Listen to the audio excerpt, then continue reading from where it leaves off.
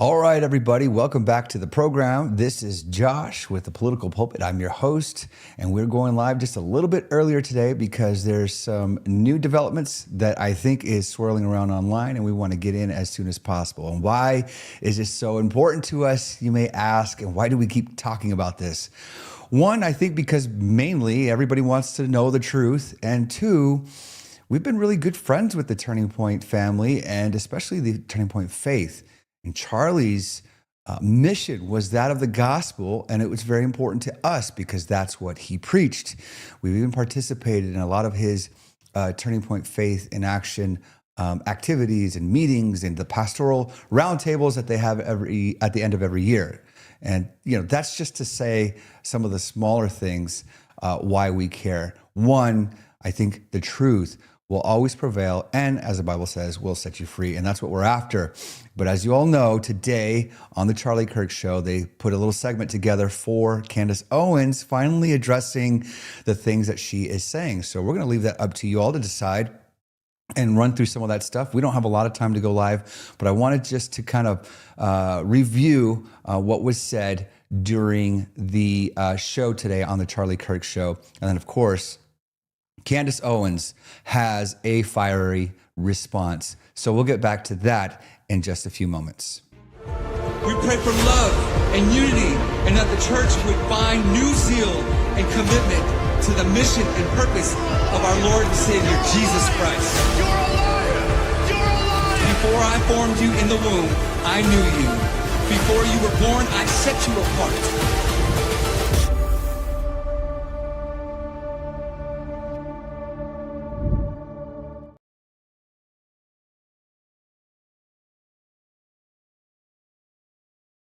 That there was a response today from finally our friends at Turning Point. And of course, Candace didn't waste any time. She responded. A lot of our good friends were even those that are influencers that are online saying, Candace, where is the proof? And you might be asking, where is the proof? A lot of accusations, a lot of flight logging and, loopholes and rabbit holes and whatever you want to call it. There's a lot of stuff going on, but what is the truth? And I guess the best way to figure this out is put Candace and Turning Point in the room, and we might just see that. And I am excited about that, of course. There are some other things going on in the world that we'll try to touch on with news in the government, of course, the United States, and some global stuff that I think is very important for all of us to continue to pray over, pray about, and be watchful of.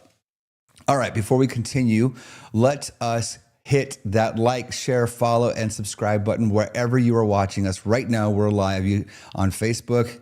Get in the comments. Let us know where you're watching from, or if you're watching from YouTube, if you're watching from X, you can start hitting that reply or repost. Of course, we're on Rumble. And then our good friends at OnlySource. Of course, OnlySource. We want to make sure that you join us on OnlySource. You can download that app and get a whole lot of other content, Christian conservative content. There's even prophecy in the news. There's a lot of stuff on OnlySource that you don't want to miss out on, from Dave Robbins to Vince Stigall and Doug Norvell. We want to thank everybody at OnlySource for allowing us to be there with you. All right. Greetings from Philly. So good to see you guys. Thank you so much for joining us. We will continue to post our comments as they come in. All right. So let's get into this. As you guys know, that Charlie Kirk show has still been going on. Different people host it, and they've just kind of kept pressing on. And many of us have wondered, why haven't we heard anything from the Turning Point camp? Why aren't they addressing specifically Candace Owens? After all, she's saying some wild things that seem absolutely ridiculous, but also very convinced. She's very convicted on what she's saying. Her passion is unmatched. Her pursuit for the truth is very, very intentional. So all the things that she's saying seem crazy to us, but maybe she's onto something, or something's terribly wrong with Candace Owens. Somebody go check on her if that's the case.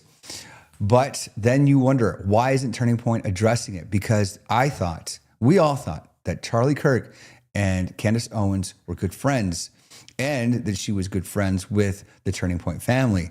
But she's gone down the list of some pretty important, amazing, and I think wholesome people that are very good Christians, very good conservative people, and listing them as either complicit or knowing about what happened to Charlie or benefiting from the assassination of Charlie Kirk. So what do? Well, I think you do what Charlie would have done, and that's talk to the source and talk to these people. As a matter of fact, not only do you talk to them, but you sit down in front of the cameras and put on the television lights, the broadcast lights, and put the streams on live and let it fly.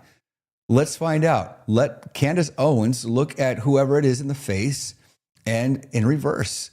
Let Turning Point answer all the questions because, man, she's really digging deep.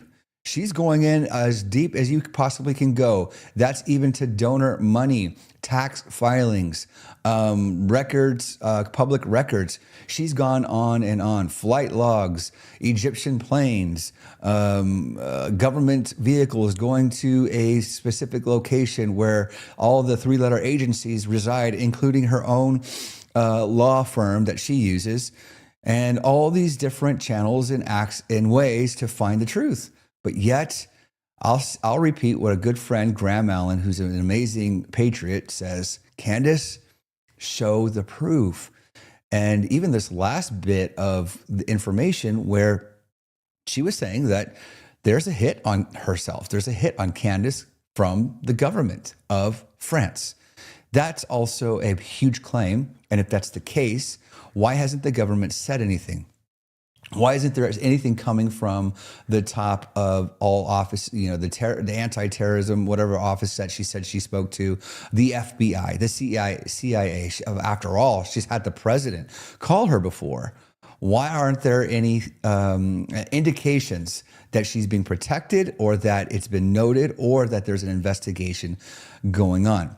Now, I don't want to completely dismiss Candace because there are some things that make you go, there could be something there because we know that this world is an evil place and there are evil things that go on and there are things that happen in this world that we probably would be utterly shocked if we found out exactly what happened in certain instances.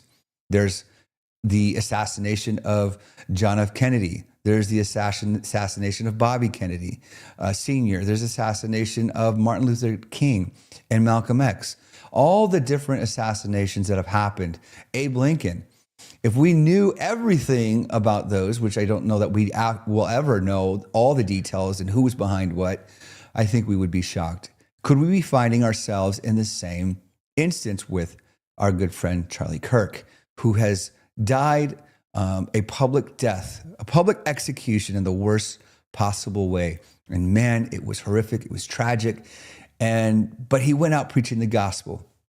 Nobody can refute those things. Nobody can refute that he did everything he needed to do and everything God called him to do. He went out and had conversations with the least likely, with the people that disagreed with him the most, with young people that were so impressionable from universities and from public learning that they had eventually fallen off and have crazy liberal ideas. Yes, he had conversations with those people and died doing just that. There's a good point out there that Charlie Kirk has hired amazing people on his team to say that all of those amazing people or the people that he found confidence in were out to get him, would say that Charlie didn't know what he was doing when he was picking his friends and his confidants and his partners and his business partners, and even taking in donors that were the driving mechanism to Turning Point. Did he lack discernment? Was he so smart and so genius that he missed a major mark when he brought people in around him? I don't think that's the case. And it's a good argument. It's a good argument that how could all the people, or maybe the closest people that Charlie trusted, turn on him? I believe they loved him dearly. I personally think, yes, some radical climbed on a roof and took the shot. Now, you can draw up why he did it, who he was partnered with, who influenced him. We can go all through all those different things. But in my opinion, I think it sounds too simple. Maybe it is. Maybe it's a little simple-minded. But I wouldn't be surprised if this crazy radical did what he did. And maybe, here's a great possibility, those that knew about it or suspected it pulled back. That's a huge possibility. But how would you ever find out the truth unless there's written communication, digital footprints, or some sort of tracking, paper trail, something that leads to those conversations of let's let him get on that roof. All right, want to get into this. It is the actual statement from the Charlie Kirk Show. Let's check it out. Say something important, something very important.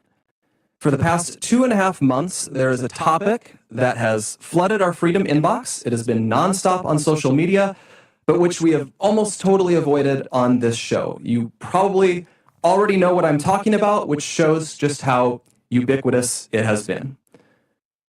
Ever since Charlie's murder, Candace Owens has leveled a flood of allegations against people at Turning Point USA, people at Turning Point Action, and people who work for this show. She's made them against some of Charlie's closest friends and against some of his most dedicated employees. She has suggested that Michael McCoy, Charlie's chief of staff, knew Charlie would be murdered, was happy that he died, and stayed silent because he was told he would be the next Charlie. She has suggested Michael is not his real name. It is. I have seen his birth certificate myself. She has called it suspicious that Mikey's wife, who works at Turning Point, helped plan the campus tour event where Charlie was murdered, which she didn't, by the way. She doesn't work on campus events. All right, I want to say something really quick in defense of Candace in a sense of being neutral, right? Just trying to sift through it all. The way it's stated here is making it sound as if she's making a solid claim that those are her, well, how do I put this? So that they're making it seem like she's just blatantly said those are the things. Like she's always kind of leaving it more open-ended than that. More like, you know, I wouldn't doubt that that's not even his real name. And what is she doing working for that event? You know, things like that, drawing up questions. She draws up questions, but she also stirs up speculation. But they're making it sound like she's confident that those were the cases. And I can see where, you know, the lines get blurred there, you know. I don't know if that makes any sense, but when I'm watching both videos, which we're going to get to Candace's in a little bit, it just seems like there's these crossovers that are going to call for a constant fight, and it's going to be really interesting to see them go at it when they get together. And hopefully, you know, I think it's going to be a great video or interview, but hopefully we get some truth in here. Let's keep going. Candace has suggested the Utah Valley University event was unusual, and its details suggested a, quote, inside job. She has claimed that foreign aircraft have followed Erica Kirk around the country, and that Turning Point has lied about this happening. She has accused us of lying about Charlie wanting Erica to take over for him if he died. She has suggested Charlie's security team intentionally denied him first aid after the shooting to ensure that he died.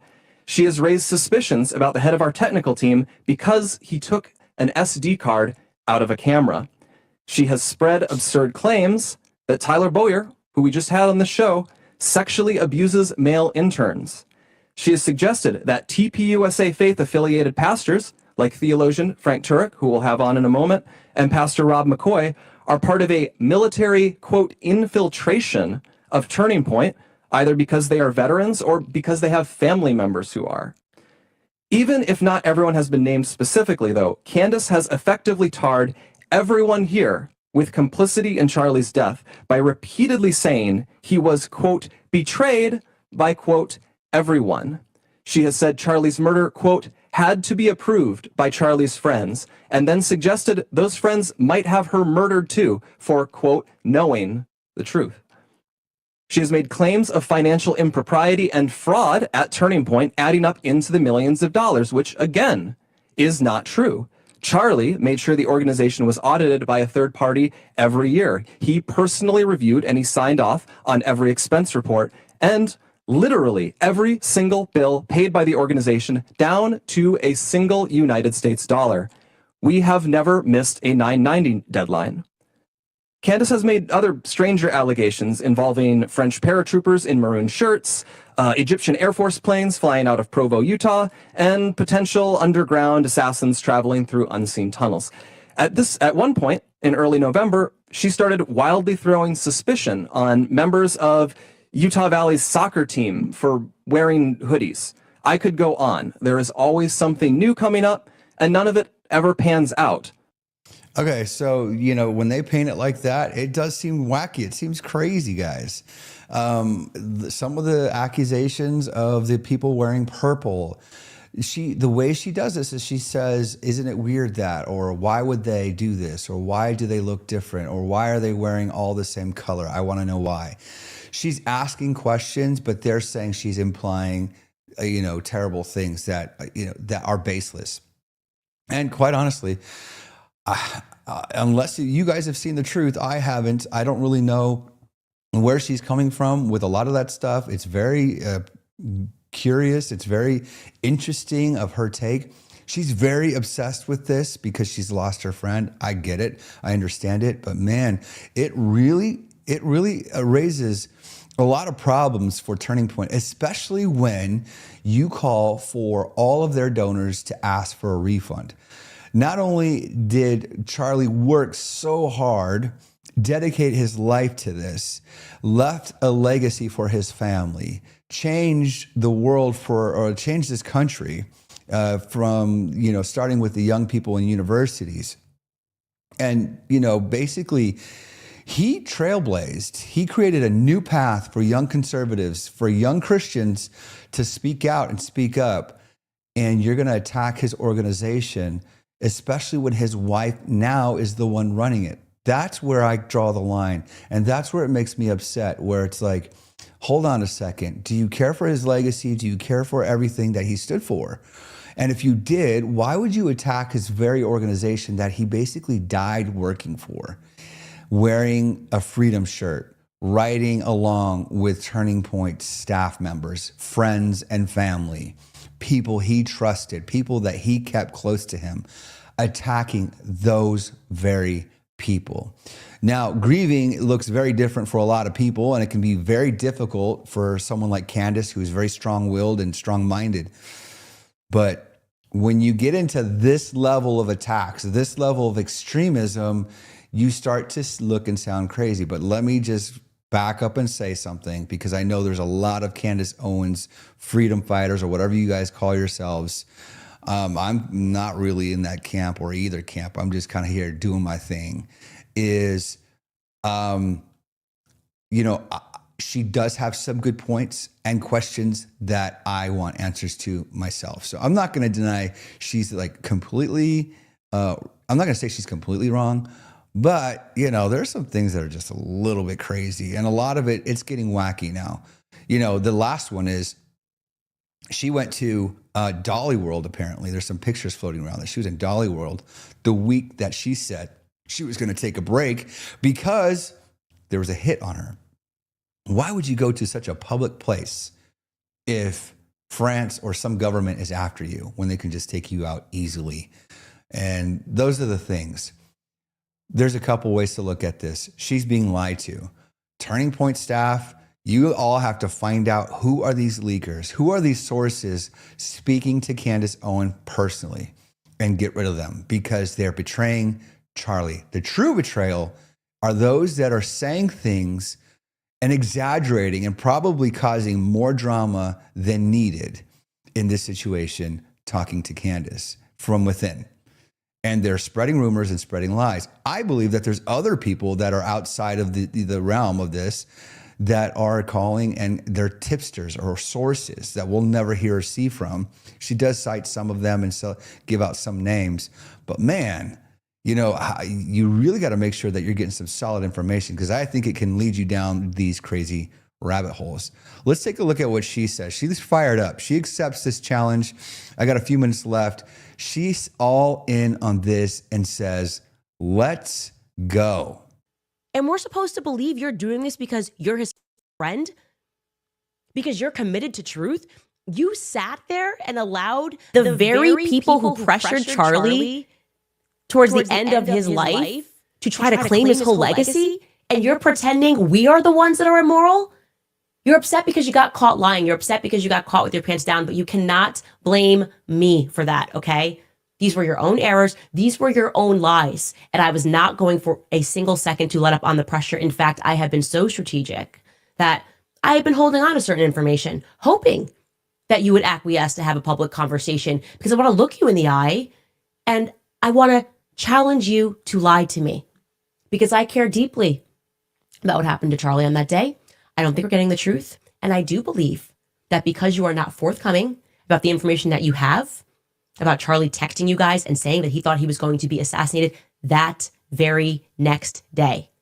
Okay. The day that he died, Charlie said he thinks he was going to be killed tomorrow. And you guys are sitting on that information. So I'm the right person. Yeah. I'm the right person to sit across from you and to ask you questions, right? Some things that you told me on that day, they're not adding up. I think the entire world would like to see this discussion. I think you can do it in Charlie's honor. I'll sit there. You pick a place and time. We could have done this today, by the way. You didn't have to read all that. Okay. We all have tech. We could have done a live stream. We could schedule a live stream. We can raise money for Turning Point USA if you promise to answer every question that I have. Okay. And it's not hard. It's not difficult if you are telling the truth to answer questions. When you are emoting so much and you're upset at the inquiry and you're playing this game like you're David Hogg and I survived Parkland, so how dare you question my authority on anything?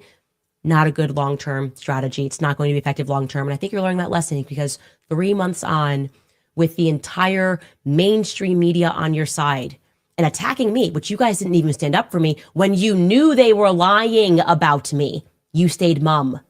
That in and of itself, you should be ashamed of. You should be ashamed to sit across from people who did everything they could to stop Charlie's rise, breaking bread with them and refusing to have a conversation with me. And you know that I cared about Charlie. So it sounds like she and Turning Point have a lot to work through, you guys. It looks like Candace Owens is a woman scorned. She is not happy. She says she's willing to sit across the table, the couch, the podcast mics, whatever it is, and have this discussion. So we're going to just pause there because I don't want to get too further into this because we can go back and forth. But we'll pause there because I want to let this kind of happen, right? Let's see where the chips fall. Let's see where the truth comes out. Let's see if she believes the things that they say. And let's see if Turning Point can trust Candace. To me, the closer we get to like midterms and then we get to a presidential election again, if the right side of things do not figure it out and cannot stay united, we could be in a world of hurt. When it comes to elections, when it comes to who becomes Congress, Senate, even president in 3.5 years, this all matters. Everybody needs to work out their differences and get on the same page. I do think, though, it's going to heat up. If it gets better, it's going to get a lot worse before it even gets close to being better. So I'll only show this because we have some sort of relationship with Turning Point and all those, especially the faith community. As a matter of fact, we'll be visiting with them in December or, pretty soon for AmFest, which we're in December already, by the way. Anyways, so, this is important to us. This is important because we love Charlie and we did some partnerships with Charlie in the sense that we participated in the pastoral roundtables, went to AmFest. Some of us even went door knocking and doing canvassing for Turning Point. So there's a lot of stuff that to us is important. And I think that's why this conversation is important because we all want to know the truth. I want to know what happened to Charlie. I mean, we know what happened to Charlie, but I want to know how this guy got on a roof, was able to pull off the shot, was able to get off the roof and hide and throw the gun away. And then he had to be turned in. Kash Patel made it seem like they got a hold of him and found him when actually this person turned himself in. He was still on the loose. They kept saying in 33 hours, we were able to close this case. Well, somebody put pressure on Taylor Robinson, whatever his name is, to turn himself in. Now, I guess you can say the apparatus itself or the function of the FBI worked. Great. That's wonderful, especially if he's the shooter. But there's video out there, there's eyewitnesses, there's accomplices probably, and there's communication on text, email, web searches. There's a lot of data and I'm sure evidence that we have yet to see. And when that starts to come out, I believe we'll start to get some answers. Now, in the sense of Candace, she's got to do something about producing more evidence. She's got the biggest, the largest audience in the conservative world, as we all know. And she's convincing a lot of people that there's more to this story. And maybe there is, but we're going to have to start seeing some solid evidence really soon. Because I think it's like, this is really divisive. I believe that it hurts people in the Turning Point world. It hurts people that are close to Charlie. I can't imagine how Mrs. Erica Kirk feels as a widow, as a mother to his children. Being heavily scrutinized for the way she walks on stage or hugs the vice president or the things she says or the way she mourns. Just because I don't mourn that way or you won't mourn that way doesn't mean someone else like Erica does. She lives a very public life, and now it's even more public and under a microscope. So, there should be some sense of respect, right?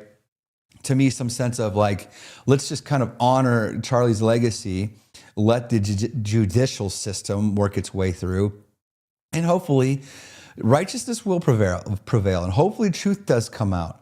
I can appreciate all the private investigators and all those that kind of are able to find information out and pull it to the forefront. But man, I do think you got to be careful on how you put that out there when you have millions and millions of followers and probably billions of views over a long periods of time, because this type of information can be damning, could be hurtful to innocent people. Mikey McCoy is just, he's this young kid, man. He's in his 20s, married early or at a young age. He's doing everything that Charlie kind of just said, this is what you should do. Get married young, have kids, as many as you can, and live the American dream.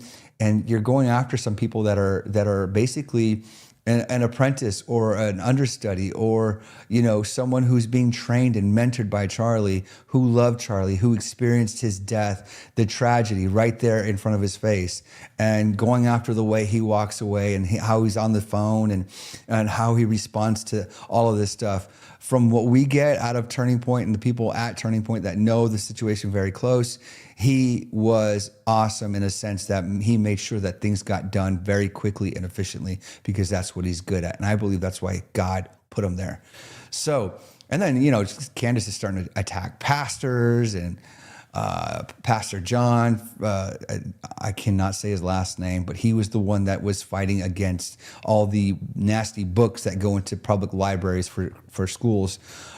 She started going after him because he's going after her. It's just becoming so divisive.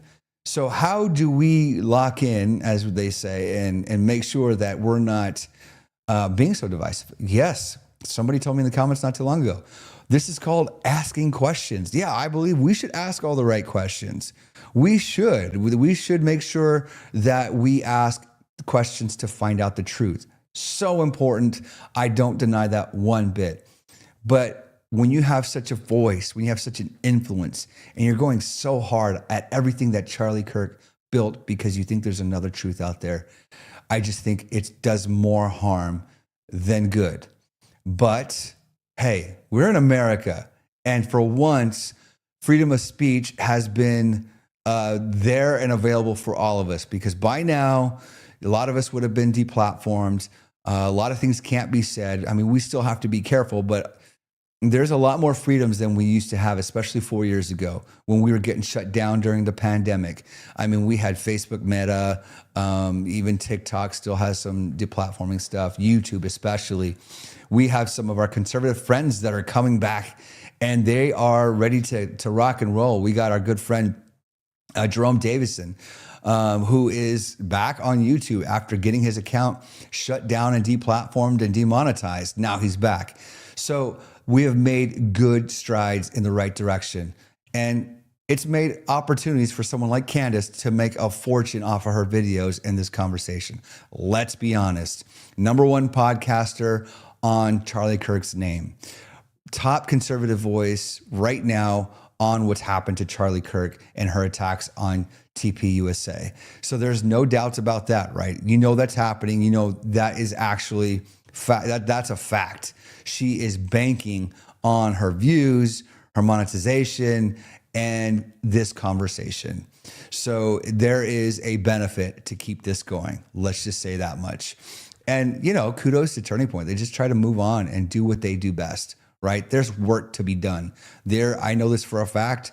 There are boots on the ground trying to get people of righteous backgrounds and moral values elected into office. And I can appreciate that very much because we personally fought for the same thing.